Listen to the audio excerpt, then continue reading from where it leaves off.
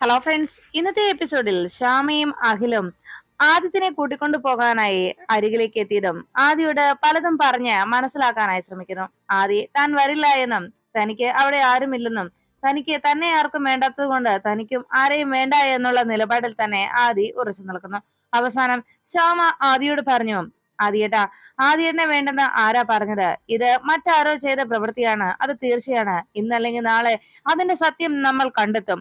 അന്ന് ആദ്യം നീ പറയുന്നതിനെ കുറിച്ചൊക്കെ ഓർത്ത് ചിലപ്പോൾ ആദ്യേട്ടന് തന്നെ കുറ്റബോധം തോന്നും. അങ്ങനെ ഒരു നിമിഷം ആദ്യേട്ടൻ അഭിമുഖീകരിക്കേണ്ടി വരും എന്ന് ശ്യാമ പറയുന്നത് കേട്ട് ആദി ചോദിച്ചു, ശ്യാമ, നീ വന്നത് എന്നെ പഠിപ്പിക്കാനായിരുന്നോ എന്ന് ചോദിച്ചപ്പോ ആദിയോട് ശ്യാമ പറഞ്ഞു, അല്ല ആദിയേട്ടാ, സംഭവിക്കാൻ പോകുന്ന കാര്യമാണ് ഞാൻ പറഞ്ഞത്. ആദിയേട്ടാ, അത് തന്നെയാണ് സംഭവിക്കുക എന്നും ആദിയോട് ശ്യാമ അറിയിച്ചു.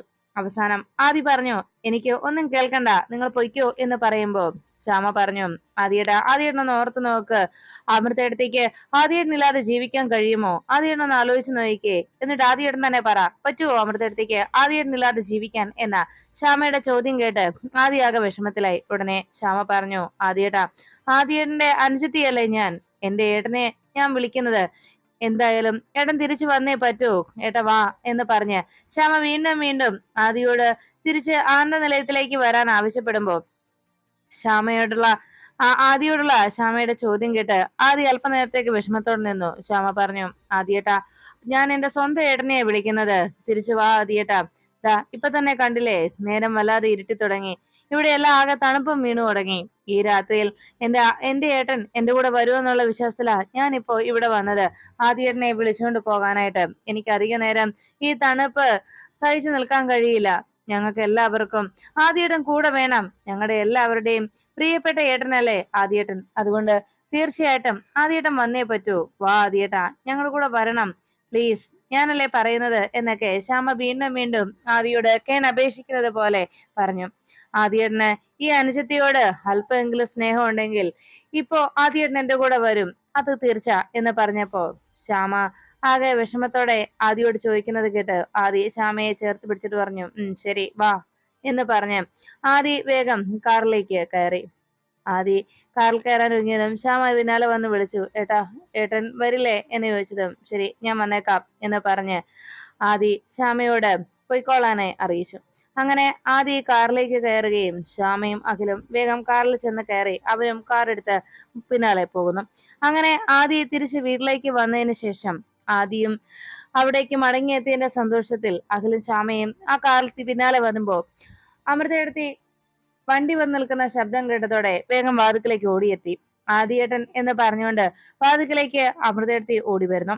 ആദി കാർ വന്ന് നിർത്തിയിട്ടും പുറത്തിറങ്ങാതെ കാറിൽ തന്നെ ഇരിക്കുമ്പോ വാതിക്കലെത്തിയ അമൃതയെടുത്തി വിഷമത്തോടെ ആദിയേട്ടാ എന്ന് വിളിച്ച് കാറിനരികിലേക്ക് ഓടി വരുന്നു.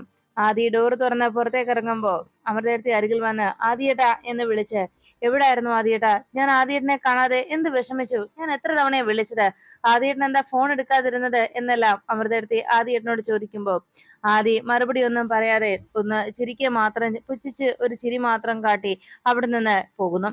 അതിനുശേഷം അഖിലും ശ്യാമയും അമൃതയെടുത്തിയെ നോക്കി വിഷമത്തോടെ നിന്നു. ഉടനെ ഐശ്വര്യ ആദിയുടെ പെരുമാറ്റം കണ്ട വലിയ സന്തോഷത്തിൽ നിൽക്കുമ്പോ അഖിലും ശ്യാമയും കൂടി അകത്തേക്ക് കയറി ചെന്നു. അമൃതയെടുത്തിയും പിന്നാലെ അകത്തേക്ക് എത്തി. അപ്പോഴേക്കും ആദിത്യനകത്തേക്ക് കയറി വരുമ്പോ വാതിക്കൽ നിൽക്കുന്ന ഐശ്വര്യയെ നോക്കുക പോലും ചെയ്യാതെ ആദി അകത്തേക്ക് കയറി. ഈ സമയത്ത് റൂമിലേക്ക് പോകുന്ന ആദിയെ കണ്ട ഉടനെ വാതിക്കലേക്ക് എത്തിയ വസുന്ധര മോനെ ആദി എന്ന് വിളിച്ചിട്ടും ആ വിളി പോലും കേൾക്കാൻ നിൽക്കാതെ ആദി ഒന്നും കേട്ടില്ല എന്ന ഭാവത്തിൽ വേഗം അകത്തേക്ക് കയറിപ്പോയി. പിന്നാലെ എത്തിയ അമൃതയെടുത്തിയും ആകെ വിഷമത്തോടെ വന്ന് വസുന്ധരയോട് പറഞ്ഞു, അമ്മേ, എന്നോടുള്ള പിണക്കത്തിലും ആദിയേട്ടന് മാറ്റമൊന്നും ഉണ്ടായിട്ടില്ല എന്ന് സങ്കടത്തോടെ അമൃത അറിയിച്ചു. ഉടനെ ശ്യാമ അമൃതയെ ചേർത്ത് പിടിച്ചിട്ട് പറഞ്ഞു, എടുത്തി വിഷമിക്കാതെ, ആദിയേട്ടന്റെ ഇപ്പോഴത്തെ ആ മനസ്സിന്റെ സങ്കടമാ, അത് മാറിക്കോളും. ആദിയേട്ടന്റെ തെറ്റിദ്ധാരണ മാറിയിട്ടില്ല. ആദിയേട്ടനോട് കുറെയേറെ നിർബന്ധിച്ചത് കൊണ്ടാണ് ആദിയേട്ടൻ വന്നത്. ആദിയേട്ടൻ ഇപ്പോഴും ആ തെറ്റിദ്ധാരണയിൽ തന്നെയാണ് നിൽക്കുന്നത് എന്ന് അഖിൽ ഐശ്വര്യ അമൃതയോട് അറിയിച്ചു. എല്ലാം കേട്ട് കഴിയുമ്പോ ഐശ്വര്യ അതെല്ലാം കേട്ടിട്ട് പറഞ്ഞു, അതിന് ആരാ ഇത് തെറ്റിദ്ധാരണയാണെന്ന് പറഞ്ഞത്? അഖിലും ശ്യാമയും കൂടി പാവം ആദിയേട്ടനെ ചതിക്കുകയായിരുന്നില്ലേ? മനഃപൂർവ്വം ആദിയേട്ടനെ ചതിച്ചില്ലേ? അതുകൊണ്ടാണ് ആദിയേട്ടൻ ഇങ്ങനെ വിഷമിച്ച് നടക്കുന്നത്. നിങ്ങൾ രണ്ടുപേരും ചേർന്ന് ആദിയേട്ടനെ ചതിച്ചത് കൊണ്ടല്ലേ ആദിയേട്ടൻ ഈ അവസ്ഥയിലായത് എന്നൊക്കെ ശ്യാമയെയും അഖിലിനെയും കുറ്റപ്പെടുത്തിക്കൊണ്ട് ഐശ്വര്യ അറിയിച്ചു. ഐശ്വര്യയുടെ വാക്കുകൾ കേട്ട ഉടനെ ആകെ വിഷമത്തോടെ വസുന്ധരയും ആനന്ദവർമ്മയും പരസ്പരം നോക്കി. കൂടെ നിന്നുകൊണ്ട് ചതിക്കുകയല്ലേ നിങ്ങൾ ചെയ്തത് എന്ന് ചോദിച്ചപ്പോ ഉടനെ അവിടെ നിന്ന് വസുന്ധര പറഞ്ഞു, അതെ, ആരാ കൂടെ നിന്ന് ചതിക്കുന്നതെന്ന് ഇതിനു മുൻപ് ഞങ്ങൾക്ക് കൃത്യമായി ബോധ്യമായതാണ് എന്ന് വസുന്ധര പറയുമ്പോ ഉടനെ ആനന്ദവർമ്മ പറഞ്ഞു, അതെ, മതി ഐശ്വര്യ. ഐശ്വര്യ ഒരു കാര്യം മനസ്സിലാക്കണം. ഇപ്പോഴും ഐശ്വര്യ ഇവിടെ തുടർന്നു പോകുന്നത് ശ്യാമയുടെ ഒരാളുടെ കരുണ കൊണ്ട് മാത്രമാണ് എന്ന് പറഞ്ഞപ്പോ അമൃതേടത്തി പറഞ്ഞു, ഐശ്വര്യ ആരെന്തൊക്കെ ചെയ്തെന്ന് പറഞ്ഞാലും ഒരിക്കലും ശ്യാമയും അഖിലും ഒരു കാരണവശാലും ആരെയും ദ്രോഹിക്കില്ല. അതിൽ എനിക്ക് 100% ഉറപ്പുണ്ട് എന്ന് ഐശ്വര്യയോട് അമൃതേടത്തി അറിയിച്ചു. എന്റെ അമൃതേടത്തി ഇത്ര പാവമായി പോയല്ലോ. ഇപ്പോഴും അമൃതേടത്തിക്ക് ഇവരെയൊന്നും മനസ്സിലാക്കാൻ കഴിഞ്ഞിട്ടില്ലല്ലോ എന്ന് ഐശ്വര്യ ഇങ്ങനെ പറയുമ്പോ ഉടനെ ആനന്ദവർമ്മ പറഞ്ഞു, ഐശ്വര്യ, ഈ കുടുംബത്തെ അലോഹ്യം ഉണ്ടാക്കാനായി ഐശ്വര്യ ശ്രമിക്കരുത്. ഐശ്വര്യയുടെ പെരുമാറ്റം, ഐശ്വര്യയുടെ സ്വഭാവം എന്തൊക്കെയാന്ന് ഞങ്ങൾക്ക് നേരത്തെ മനസ്സിലായതാണെന്ന് പറയുമ്പോ ഐശ്വര്യ പതുക്കെ പിറുപിറുത്തു. ഞാൻ കാരണം തന്നെയാണല്ലോ ഇപ്പോൾ 2 മക്കളും തമ്മിൽ തല്ലുന്നത് എന്ന് ഐശ്വര്യ പിറുപിറുത്തോണ്ട് സംസാരിക്കുമ്പോ വസുന്ധര ചോദിച്ചു, ഐശ്വര്യ നീ എന്താ പിറുപിറുക്കുന്നത് എന്ന് ചോദിച്ചതും ഐശ്വര്യ പറഞ്ഞു, ഒന്നുമില്ല, ഞാനൊന്നും പറഞ്ഞില്ലേ എന്റെ അമ്മോ, ഞാൻ പോകുന്നു എന്ന് പറഞ്ഞ് ഐശ്വര്യ അവിടെ നിന്ന് പോയി. ഈ സമയത്ത് അമൃത ആകെ വിഷമിച്ച് നിൽക്കുന്നത് കണ്ട് അമൃതേടത്തിയോട് ശ്യാമ പറഞ്ഞു, എടുത്തി വിഷമിക്കാതെ. ആദിയേട്ടന്റെ ഇപ്പോഴത്തെ സങ്കടം കൊണ്ട് ആദിയേട്ടൻ ഇങ്ങനെ പെരുമാറുന്നത്. ഓഫീസിൽ എന്തോ തിരുമറി നടന്നിട്ടുണ്ട്, അത് തീർച്ചയാണ്. എന്തായാലും ഞങ്ങൾ ഉടനെ തന്നെ അതിന്റെ സത്യാവസ്ഥ കണ്ടുപിടിച്ചിരിക്കും. എന്റെ ഉണ്ണിക്കണ്ണൻ ഞങ്ങൾക്കൊപ്പം ഉണ്ടെങ്കിൽ, നമുക്കൊപ്പം ഉണ്ടെങ്കിൽ ആ ഉണ്ണിക്കണ്ണൻ തന്നെ ഇതിന്റെ സത്യാവസ്ഥ നമുക്ക് തെളിയിച്ചു തരും എന്ന് ശ്യാമ ആദിയോടും ഐശ്വര്യ അമൃതയോടും ആനന്ദവർമ്മയോടും വസന്തരാമയോടുമായി അറിയിച്ചു. പിറ്റേന്ന് ഓഫീസിലെത്തിയ ശ്യാമ അവിടെയുള്ള സ്റ്റാഫുകളെ എല്ലാവരെയും വിളിച്ചു വരുത്തി.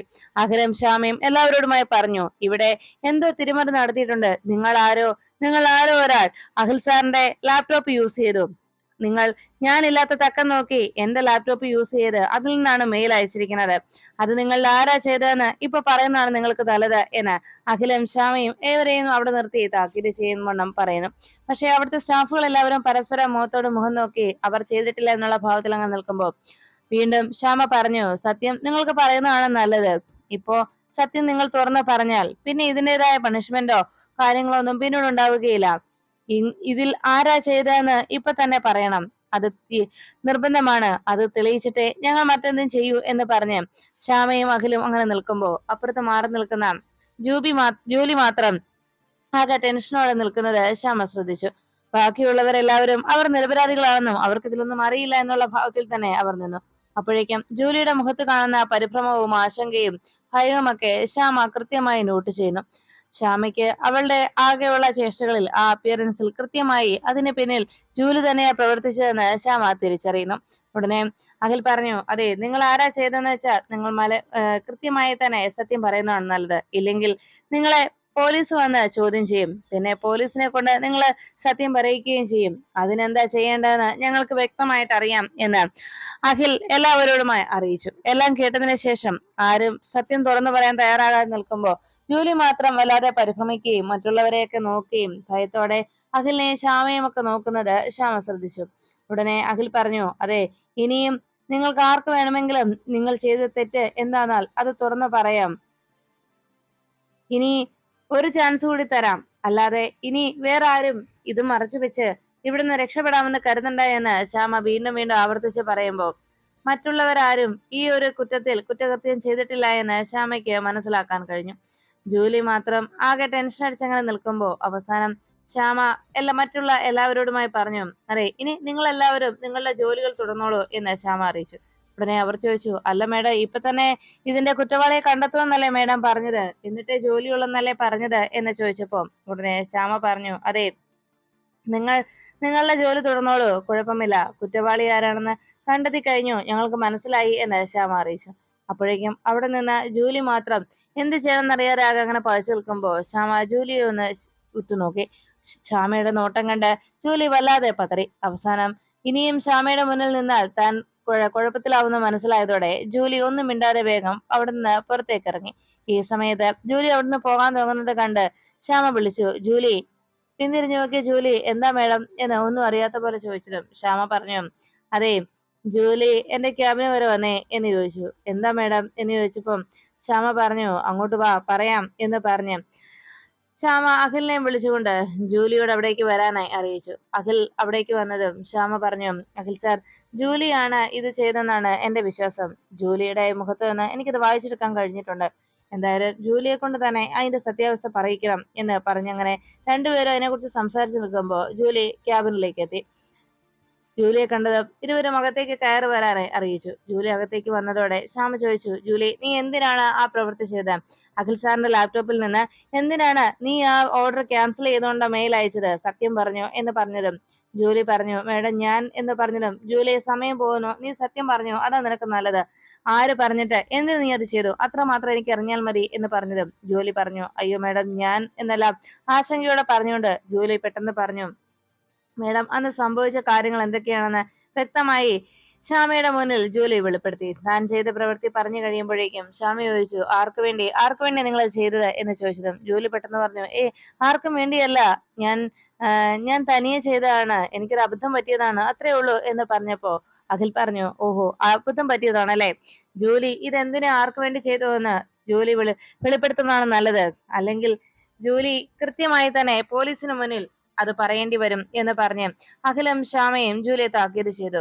ഉടനെ തന്നെ ശ്യാമ പറഞ്ഞു, അഖിൽ സാർ, ആദിയേട്ടനെ വിളിപ്പിക്കേ, ആദിയേട്ടന്റെ മുന്നിൽ വെച്ച് തന്നെ വേണം ഇവളിത് പറയാൻ. ഇവള് സത്യം പറയുന്നത് ആദിയേട്ടനും കൂടി കേൾക്കണം എന്ന് പറഞ്ഞതും അഖിൽ പറഞ്ഞു, ശരിയാ, ഞാനിപ്പോ ആദിയേട്ടനെ വിളിക്കാം എന്ന് പറഞ്ഞ് അഖിൽ വേഗം ഫോൺ എടുത്ത് ആദിയുടെ ഫോണിലേക്ക് ഡയൽ ചെയ്തു. അഖിൽ വിളിച്ചിട്ട് കോൾ എടുക്കുന്നില്ല, ബെല്ലുണ്ടെന്ന് പറഞ്ഞതും ശ്യാമ പറഞ്ഞു, എന്നാ ഞാൻ ആദിയേട്ടനെ വിളിക്കാം എന്ന് പറഞ്ഞ് ശ്യാമ വേഗം തന്റെ ഫോണിൽ നിന്ന് ആദിയെ വിളിക്കാനായി ശ്രമിച്ചു. രണ്ടുപേരും മാറി മാറി ആദിയെ ഫോൺ ചെയ്യാനായി ശ്രമിക്കുന്നതിനിടയിൽ അവരുടെ കണ്ണു വെട്ടിച്ച് ജൂലി അവിടെ നിന്ന് രക്ഷപ്പെടുന്നു. ജൂലി പോയി കഴിയുമ്പോൾ ശ്യാമ വിളിച്ചിട്ടൊന്നും ആദിയെ കോൾ എടുക്കാതായതോടെ ശ്യാമയ്ക്കും അഖിലിനും ആകെ ടെൻഷനായി. ജൂലി അവിടെ കാണാത്തതിൽ അവർ രണ്ടുപേരും പരിഭ്രമിച്ചു. അല്ല, ആ ജൂലി ഇതോടെ പോയി? അവൾ മനഃപൂർവ്വം മുങ്ങിയതാണെന്ന് തോന്നുന്നു. ഇതിനു മുൻപ് തന്നെ അവൾക്ക് ഒരു കറപ്ഷൻ ബാക്ക്ഗ്രൗണ്ട് ഉണ്ടായിട്ടുണ്ട് എന്ന് അഖിലും ശ്യാമയോട് അറിയിച്ചു. ജൂലി ഈ സമയത്ത് ഓഫീസിന്റെ മറ്റൊരു സ്ഥലത്ത് നിന്ന് ഐശ്വര്യയുടെ ഫോണിലേക്ക് വിളിച്ചു. ഐശ്വര്യ കോൾ എടുത്തതും ജൂലി പറഞ്ഞു, മേഡം ആകെ പ്രശ്നമായി, ശ്യാമ മേഡം എന്നെ കണ്ടുപിടിച്ചു, എന്നെ ചോദ്യം ചെയ്തു, ഞാൻ അത് ചെയ്തതായി എന്ന് ശ്യാമ മേഡം മനസ്സിലാക്കി. ആരാ ചെയ്യിച്ചത്, ആര് പറഞ്ഞിട്ടാന്നൊക്കെ എന്നോട് ചോദിച്ചു. ഞാൻ മേഡത്തിന്റെ പേരൊന്നും പറഞ്ഞിട്ടില്ല എന്ന് ജൂലി അറിയിച്ചു. ഇനി ഞാൻ എന്ത് ചെയ്യും മേഡം എന്ന് ജൂലി ചോദിച്ചതും ഉടനെ ഐശ്വര്യ പറഞ്ഞു, എത്രയും വേഗം നീ അവിടെ നിന്ന് മുങ്ങ്, അല്ലാതെ വേറെ രക്ഷയില്ല, നിന്നെ ഞാൻ രക്ഷിച്ചോളാം എന്ന് ഐശ്വര്യ പറഞ്ഞു. നീ ഒരു കാരണവശാലും അവരുടെ കയ്യിൽ പെടാൻ പാടില്ല എന്ന് ഐശ്വര്യ ജൂലിയോട് പറഞ്ഞു. ശരി മേഡം എന്ന് പറഞ്ഞ് ജൂലി വേഗം ഫോൺ വെച്ചിട്ട് ഓഫീസിൽ നിന്ന് രക്ഷപ്പെട്ടു. ഈ സമയത്ത് അവിടേക്ക് അഖിലും ശ്യാമയും എത്തി. അല്ല, ഈ ജൂലി ഇതോടെ പോയി എന്ന് രണ്ടുപേരും ആശങ്കപ്പെടുമ്പോ ശ്യാമ പറഞ്ഞു, ജൂലി ഒരു കാരണവശാലും രക്ഷപ്പെട്ടു പോകാൻ പാടില്ല ആദ്യട്ടാ. അവൾ ഇവിടെ നിന്നും പോയിട്ടുണ്ടെങ്കിൽ അതിന് പിന്നിൽ ഒരു കാര്യം ഉറപ്പാണ്, അവളെ കൊണ്ട് ഇത് ആരോ മനഃപൂർവ്വം ചെയ്യിച്ചതാണ് എന്ന് ശ്യാമ അഖിലിനോട് അറിയിച്ചു. അതിനുശേഷം അഖിലും ശ്യാമയും തിരിച്ച് ആനന്ദതലത്തിലേക്ക് എത്തി.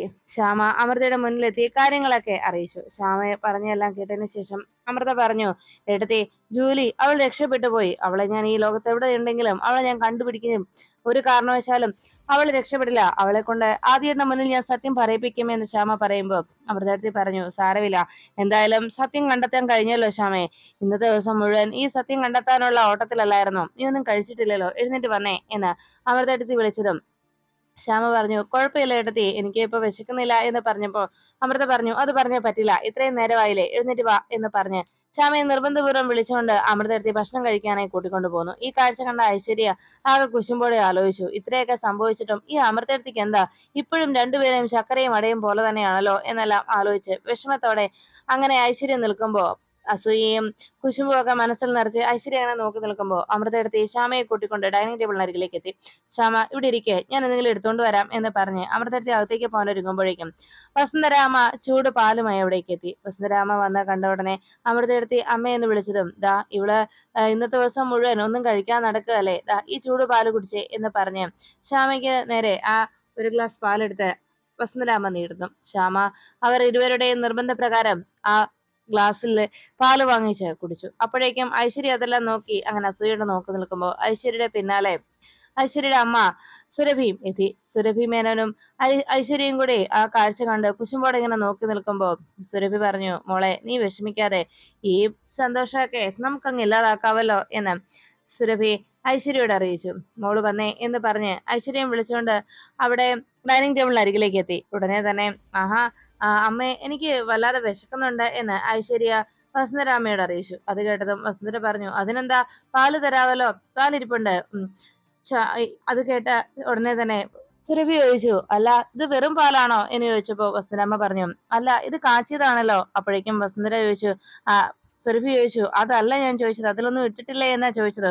ഓ അതാണോ, അമൃതേ ആ ബദാം പൗഡർ ഇങ്ങെടുത്തേ എന്ന് വസുന്ധര പറഞ്ഞത് കേട്ട് പെട്ടെന്ന് സുരഭി പറഞ്ഞു, ബദാം പൗഡറോ, അതൊന്നും വേണ്ട, അതല്ല ഞാൻ പറഞ്ഞത്. അല്ല ഇവിടെ ബദാം പൗഡർ ആണോ ഉപയോഗിക്കുന്നത്?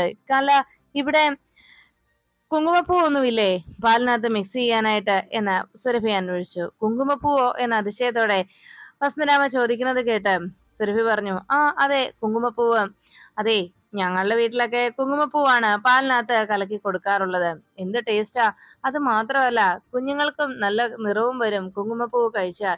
അതല്ലേ ഞാൻ വീട്ടിൽ അത് നിർബന്ധമായി ഉപയോഗിക്കുന്നത് എന്നൊക്കെ വസുന്ധരയോട് സുരഭി അറിയിച്ചു. പിന്നെ ഇതുപോലെ ലോ ക്ലാസ്സുകാർക്കൊന്നും അങ്ങനെ കുങ്കുമപ്പൂവൊന്നും കിട്ടാനുള്ള സാധ്യതയില്ല എന്നൊക്കെ സുരഭി പറയുന്നത് കേട്ട് വസുന്ധരാമ അല്പം ചിരിയോടെ ആ സുരഭിയുടെ സംസാരമൊക്കെ കേട്ട് ആസ്വദിച്ച് അങ്ങനെ നിൽക്കുമ്പോൾ ശ്യാമയ്ക്കും അമൃതയെടുത്തേക്കും വസുന്ധരയുടെ ഈ സംസാരമൊക്കെ വെറുതെ എല്ലാവരുടെയും മുന്നിൽ തള്ളി മറിക്കുന്നതാണെന്നും അതൊക്കെ വെറുതെ അവരുടെ അഹങ്കാരത്തിന് അവർ പറഞ്ഞു വിടുന്ന കാര്യങ്ങളാണ് എന്ന് മനസ്സിലാക്കിയതിന്റെ ആ ഒരു ആശ്വാസത്തിൽ ശ്യാമയും അമൃതയെടുത്തേയും പരസ്പരം നോക്കുന്നു.